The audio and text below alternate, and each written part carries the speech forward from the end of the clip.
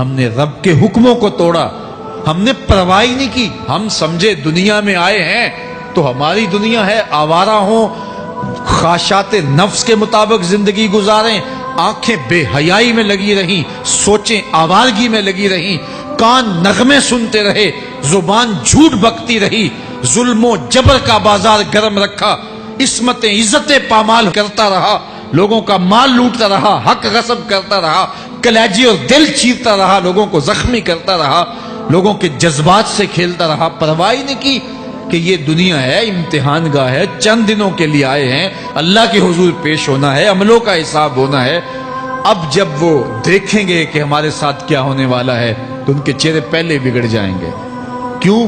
وہ گمان کریں گے کہ ان کی ریڑھ کی ہڈی توڑ دی جائے گی، ایسے عذاب آئیں گے جس طرح کسی کی ریڑھ کی ہڈی ٹوٹ جائے تو اس کا چہرہ شگفتہ گلاب تو نہیں ہوتا، اس کا چہرہ جو ہے وہ تو کس قدر مرجھایا ہوا ہوتا ہے۔ تو اللہ ارشاد فرماتا ہے اس طرح ان کے چہرے ہوں گے۔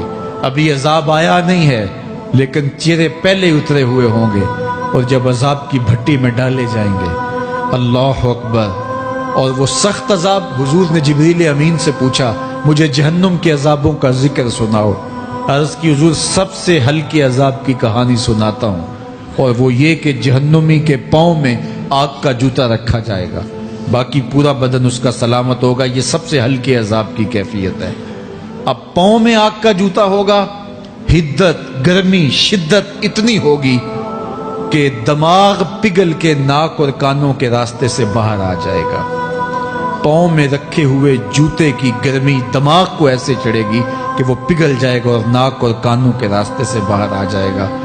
تو اللہ کے عذاب کے خوف سے چہرے بگڑ جائیں گے، حالت سلامت نہیں رہے گی۔ یہ بات ذہن میں رکھیں کہ اللہ جس کو جہنم میں ڈالے گا اس کو اس صورت میں نہیں ڈالے گا، یہ محمدی صورت ہے، یہ شکل اس کی چھین لی جائے گی اور اس کی شکل بڑی کر دی جائے گی۔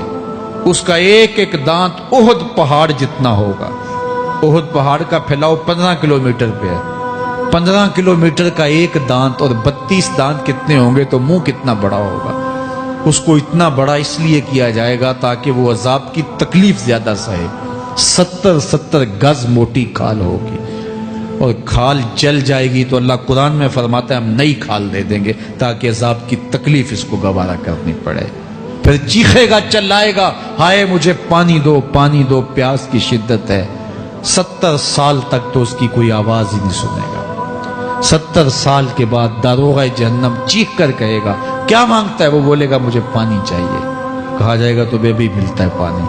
پھر داروغہ جہنم اسے پانی دے گا، کوکا کولا کی بوتل دے گا یا پیپسی تھما دے گا یا منرل واٹر کی بوتل دے گا؟ نہیں، قرآن بتاتا ہے اسے مائے حمیم دیا جائے گا، کھولتا ہوا پانی، اور وہ اتنا گرم ہوگا جب پینے کے لیے چہرے کے قریب کرے گا اس سے اٹھتی ہوئی بھاپ کی وجہ سے چہرے کی کھال ادڑ کے اس کے اندر گر پڑے گی، لیکن اس کے باوجود اس کو پینا پڑے گا۔